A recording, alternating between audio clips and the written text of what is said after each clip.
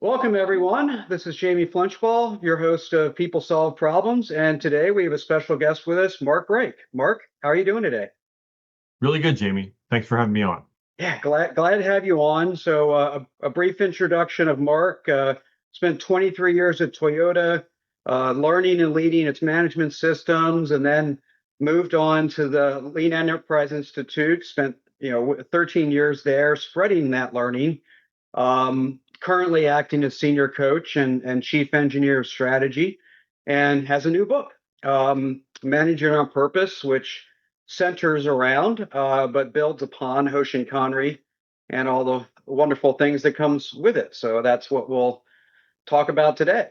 Um, so Hoshin Kanri, I'll say we probably don't have time for a full explanation of what Hoshin Kanri is and all its mechanisms. People can get the book for that. But what makes Hoshin Kanri unique or different from all these other ways of doing strategy development and deployment? Well, that's a great question, Jamie. Um, I assume there are a whole lot of different ways, and I may well not know all the ways, but I think what makes Hoshin Kanri different, and I think it'd be good just to read the definition that's in the book because I think Okay, that helps distinguish what it is. sure. And it came out of Toyota in the early, one of them was the pioneering company in this methodology in the early 60s that came out of the teachings of Deming. But I describe it in the book as a management system for strategy that defines midterm and long-term direction, objectives and targets, and annually builds alignment vertically and horizontally to the direction, manages annual execution to the direction, and develops the capability of people throughout the organization. I know that's a little bit of a mouthful, but that encompasses what I learned it to be when I led that activity in Toyota. And so I think it's more than defining your North Star or some future direction or some metrics for the organization. It's about clarifying the methodology and how to develop people based on that. Yeah. No, and there's certainly elements of that. I've certainly seen strategy processes that sort of end with a presentation of the board, and that's kind of where it stops. And now you have a PowerPoint deck. I think one of the more compelling elements of that in that definition is the vertical alignment and horizontal alignment. Um, and so maybe you can elaborate a bit on that. Uh, is that alignment consensus? Is it simply understanding? And which of those is sort of harder, the vertical or the horizontal, in building that alignment? Well, they're both hard. I think if you, and maybe I'll explain, because that is the core concept of the methodology and it's in the book. They're very different. Uh, I would say if you take a step back and you look at some of the research that's been done across companies, horizontal is probably harder, is what's typically explained. Hmm. But to do vertical is also critical and sometimes challenging. Vertical alignment is basically if you've put forth the objectives and you've defined the long-term vision for the organization and the annual kind of objectives, how do you break those down in the organization and build alignment? Because this is meant to be kind of a both bottom-up and top-down process. Hmm. Because like you talk in your book about solving problems, we want everybody solving problems in the organization. So people are going to be bringing problems up in the organization to leadership, and leadership has to define direction for the organization and kind of and a methodology to kind of take that tiered into the organization and break those problems down so people have ownership. And that involves like that's the power of Hoshin Kanri, I think, to one extent, is defining everybody's role at each level and how they contribute to the overall objectives of the company. And that I think links through development of people at those levels. So that's kind of the horizontal, or excuse me, the vertical piece Hmm. at a very high level. The horizontal piece is, you say organizations struggle. I think sometimes organizations struggle sometimes because they define their achievement based on some often financial or some metrics in the organization that kind of cascade to individuals. And then those individuals think, of course, a lot of times their compensation is tied to that. that achieving that metrics becomes their primary goal, as opposed to achieving the overall objectives of the organization, which are naturally going to be broader than an individual function. Right. So what Hoshin Kanri, and it's kind of walked through in the book in fair amount of detail, is meant to do is define a management system to build that alignment across the organization. So when you have 3 to 5 objectives, for example, there's a way to know who's going to support whom and what specific sort of support they're going to provide and how that will happen, and some consensus building mechanism to do that. Yeah, let me dig into that because I find a particular failure mode or just friction point in organizations around those broader goals is, people within different functions will say, but I am no longer in control of my own destiny. I'm no longer in control of my own success. I depend on others, and that's, they may not say it out loud, but that's not fair. And so that becomes a friction point where people strain about that dependency around support to achieve the goals. I so is this a forcing function, or do people have to get over that before they even embrace broader goals? I think it's a cultural shift that organizations have to make. I mean, I think it to a certain extent for that purpose, it requires a fair amount of I would say investment of time and thinking and engagement from the top leader in the organization. Mhm. Now, I state in my book that you can try this in a smaller area of the organization. Sometimes that's helpful just to see how it works. But whatever if it's the company, it needs to be the CEO. If if you're going to take a portion of the organization, it needs to be the vice president or wherever you're going to do that, because you're going to encounter that type of friction in the beginning. Right. And part of that is overcoming. I would say part of that is overcoming that. Like sometimes the CEO has to help overcome that, but it's also building a culture of a better culture of collaboration across the organization. And one of the things I talk about in my book is there has to be people have to be rewarded for what I call leading by responsibility as opposed to authority. When you're in charge of people, I don't want to say leaders' jobs are easy, but it's easier than when you have to influence across the organization. Mhm. And so I think that capability, I believe, and it wasn't Toyota, if it's effectively, I would say, promoted and people see that they advance if they demonstrate that capability, and there's opportunities, the leadership development part, then there's opportunities to learn that capability or those capabilities. I think it can help organizations adjust that and make that cultural shift. Mhm. Otherwise, I mean, I think too often it's really behaviors and often kind of like incentive systems that drive the bad behavior. Yep. People generally want to get along most of the Right. time. So sticking with that those leadership challenges, right? And you kind of mentioned this as a way for leadership development with Hoshin Kanri. It was a phrase. I used to be a soccer coach, and we would say the game is the best teacher, meaning we just want to get people playing into all sorts of different structures, and they're going to learn the game by playing it, not just sort of practicing drills. So, in the realm of Hoshin Kanri, is Hoshin Kanri teaching them specific leadership capabilities, traits, practices, or is it simply the playing field upon which they have a chance to practice them? I think it's both. I'm a pretty big believer and this is from my own experience, that there's no better teacher than life itself and experience itself. And so, and that's why kind of my book is structured around a case study that shows the experience of a company going through this. Now, uh, the leader of the organization has to, because this is a fairly high risk activity. I mean, this isn't like doing a Kaizen event on a shop floor in Right. one plant in an organization where you might disappoint a few people. I mean, this is the future of the organization you're dealing with. So there has to be a good understanding of the risks, and I would also say the capabilities needed, like development needed of the leaders in the organization Yep.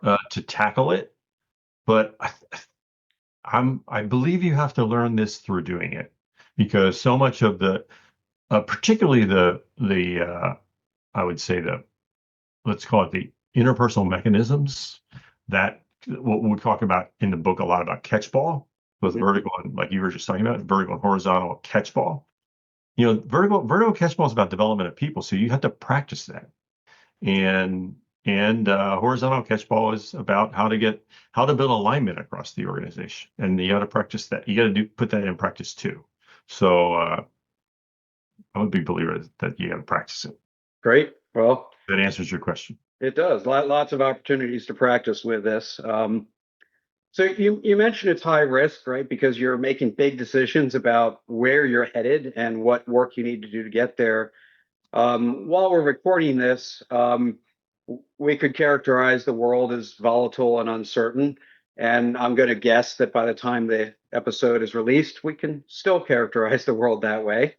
Um, so when the world changes underneath you and you have a plan built with Hoshin Kanri and deployed and engaged and people are moving, how much of it is abandon the strategy, start over? Is it make adjustments within the framework? Is it stick with what you're doing and plow through? All of the above. How do you adjust using Hoshin Kanri when you're dealing with that kind of uncertainty and volatility? I love that question. Thank you for asking it, because I think, and in the book, the case actually mid-year deals with a fair amount of like change in the market environment that Mhm. requires adjustment to the plan. Yeah, what was it? There's a famous Prussian military officer, Helmut von Moltke, that said no battle survives contact with the enemy. Right. So that I think I think once you get into the plan, you can expect that it might change a bit, because you don't know all the.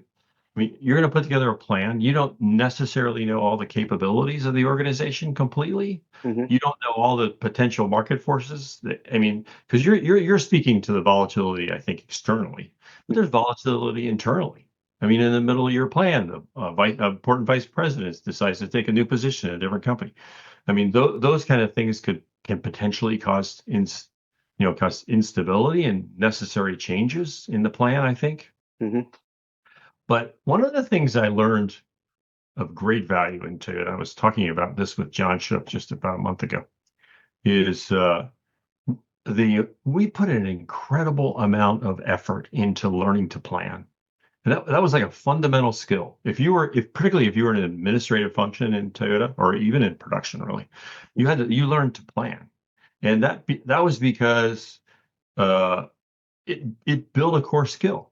I mean, if you plan something every month, every year, I mean, you learn how to plan, and sometimes and you learn how to build better plans.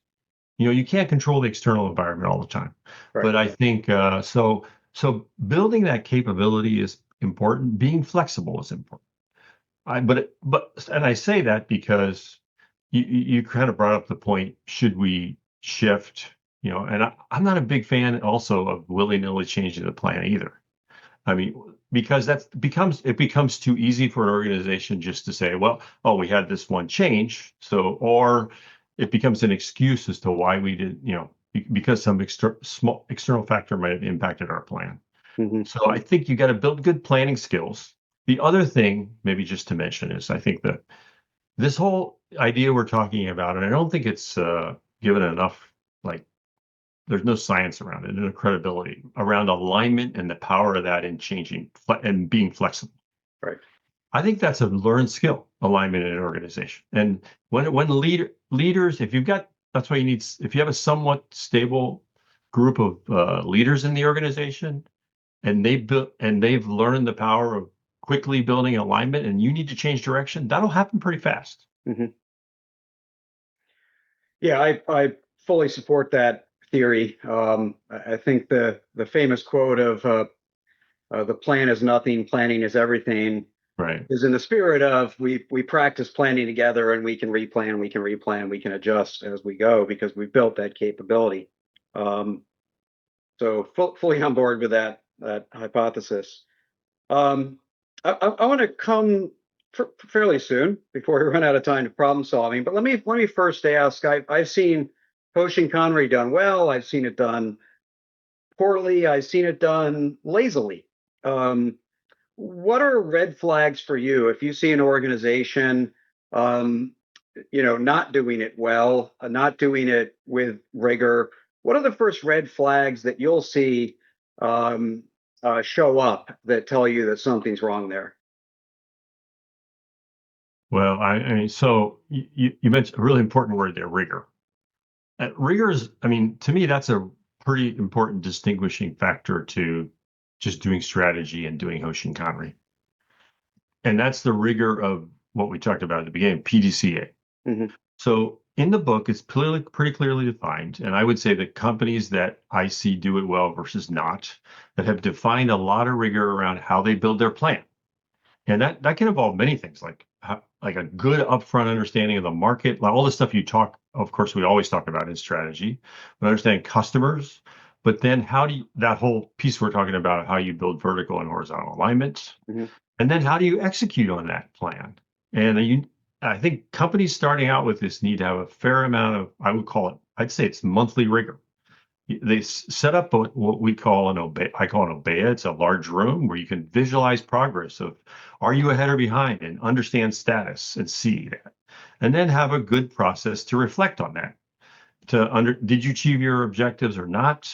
And where you didn't, how do you put things into daily management? So that rigor is required. And if so, you say you use the word lazily. I think if you I wouldn't even I would it's I wouldn't refer to it as lazy. I would just refer to it as like a recipe for like not having success. Hmm. You need to build good. And one of the things I talk about in the last chapter of my book about sustaining is you need to build standards. This is a process. And like I'm a Toyota guy, so I talk about a lot about process. Right. Hoshin Kanri is a process. So you want to build standards around it that keep it sustainable. Right. Oh, I love that. And rigor is one of my favorite words. Or has become one. So I think we might be leading into this anyway, as you talked about a monthly rigor, and not just the upfront rigor, but at a systems level or a process level, how does Hoshin Kanri and problem solving connect? Well, I don't know. To me, I would that's a great question. I refer to, and I'm sure there's a slide in my deck. So I refer to me, Hoshin Kanri is just company-wide problem solving. I mean, that's fundamentally what you're trying to do is define at a high level. I mean, the book is called Managing on Purpose for a reason. Hmm. And because what you're trying to say is, what's our purpose? And a purpose can be like very, very true north, like why you're in existence. It could also be like the purpose of like like the current business issue that's critical for you to achieve, to achieve your purpose. And then you can think about, okay, based versus that, what's our problems to solve as an organization? Are we growing fast enough to be competitive in the market? Do we have the right type of products? Do we have the right capabilities in the organization? Those are all, and so when people form these, strategies or in the book, for Hoshin, we refer to them as their Hoshin objectives. Hmm. I mean, you can define those as problems. I mean, a perfect example in the book, it's about the case study is about a lawnmower company that's struggling to enter the electric mower market. They've struggled. They've got a prototype. They're not in the market. Okay, well, so that one of their objective is to launch that electric mower with the customer features that are needed. That's their problem to solve. Their problem is they don't have one. And you can kind of, if you frame each one of those objectives as a problem to solve, you can start to break that. Today we like to talk about problem breakdown. you can break down that problem into specific like elements that people can own in the organization. Like launching the mower might have some like product development related problems. It might have problems related to being able to manufacture it. It might have problems related to your perception or the marketing related to the company. Those kind of problems can all be broken down and become like into like really specific problems down to the like frontline level in the organization, and that engages everyone then in problem solving. Yeah, I love that. Love that answer. I think the trying to find the interface versus simply defining them together is Hmm. certainly more unifying in my head. Hmm. So one last question for you. It's really about the book, and I'm really just curious. I think there's a false narrative out there in business, especially authorship, that managing's bad, leadership's good. I like the choice of the title Managing on Purpose. I think 9 out of 10 people would have said, hey, why don't you call it Leading on Purpose? Why did you call it Managing on Purpose? Hmm. I kind of see those as two different things. And uh, I, I guess I don't want to be too. I'm gonna make this a little gray, but I would say that leadership is about capabilities to kind of demonstrate people should like how people should behave in the organization, Hmm. how to draw out their best capabilities, how to think about how to develop them. Management to me, I think about like a system. And so that and that was a core responsibility actually of leaders. Another core responsibility of leaders in Toyota Hmm. is your responsibility was to set up a robust management system because ultimately, if you worked in Toyota as a leader, you were told your job is to work yourself out of a job. And so it's not leader. So your organization, whatever size your organization, whether it's CEO or a vice president or a general, you're not, your responsibility is to build a management system that allows another person to step in.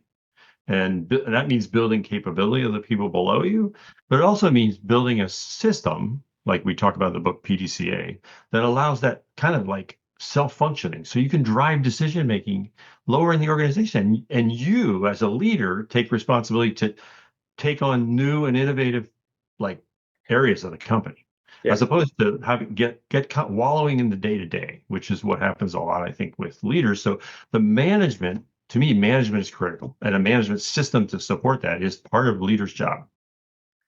Love that answer. You help me change the narrative that management's important and needs to be done well and is distinct from leadership. So, Mark, thank you for coming on the show and sharing your perspectives. And good luck with the book. It was great, Jamie. I really appreciate having me on. Thanks.